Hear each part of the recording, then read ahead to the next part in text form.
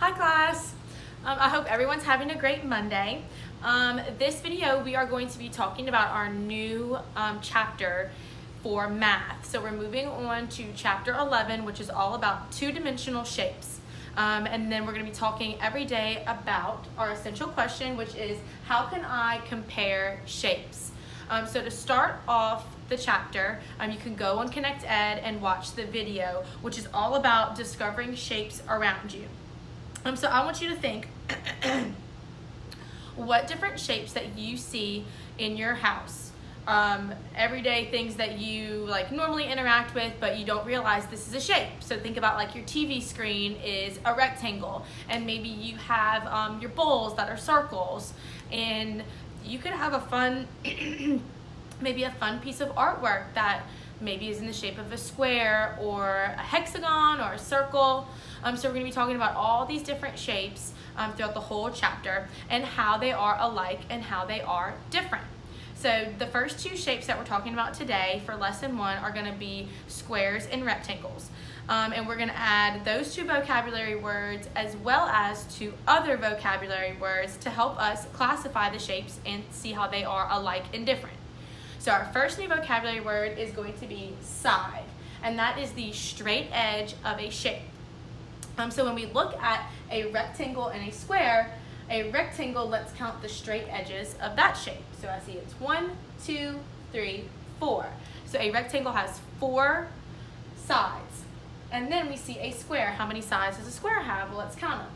1, 2, 3, 4. So each of those shapes have 4 sides. Our next vocabulary word is going to be vertex. So a vertex is the corner of a shape where two sides meet. So you can see right here I've circled the vertexes in this shape up here. So let's count them in a rectangle. So that's 1 corner, 2 corner, 3, 4. So there are 4 vertices on a rectangle. And then for a square, you can look at that and tell me how many vertices do you see on a square. Right, it's going to be 4. So there are 4 vertices on both a rectangle and a square. So they both have the same amount of sides, they both have the same amount of vertices, but what's different?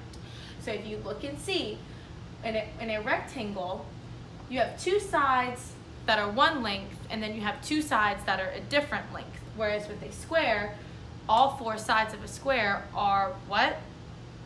They are all the same length.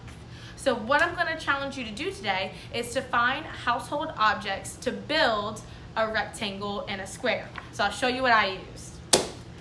So I used marshmallows and kebab sticks. Oh, I lost one. Marshmallows and kebab sticks. You could also use toothpicks if you wanted. You could use maybe Play-Doh and a pencil. You could use really anything that's kind of will let you attach two things together that's kind of mushy like this. So if you have modeling clay, if you have some art supplies, you could even glue it down with cotton balls and pipe cleaners, whatever's easiest for you. So I'm going to show you the shapes that I made. So when I went to build my square, I used 1 marshmallow for each vertice. So you see I have 4 marshmallows right here for each vertices, and then I have 4 kebab sticks that are all the same length for my sides because those are the characteristics of a square. Now for my rectangle, I had to get a little crafty. So I still have 4 marshmallows for the vertices, and I still have 4 kebab sticks, but what I did is, because 2 of them have to be a different length, I had to cut them in half and make these 2 a smaller length than the normal larger size. So that's what I'm challenging you to do today, is to go around your house, and if you can't find a way to make these 2 shapes, I want you to just think about where you see these shapes in your house. And you can comment below where you see them, or get your mom, dad, aunt, uncle, whoever you're watching this video with right now to send me an email of the shapes you found or the shapes you made. So thank you so much for watching. Have fun discovering all the shapes around your house.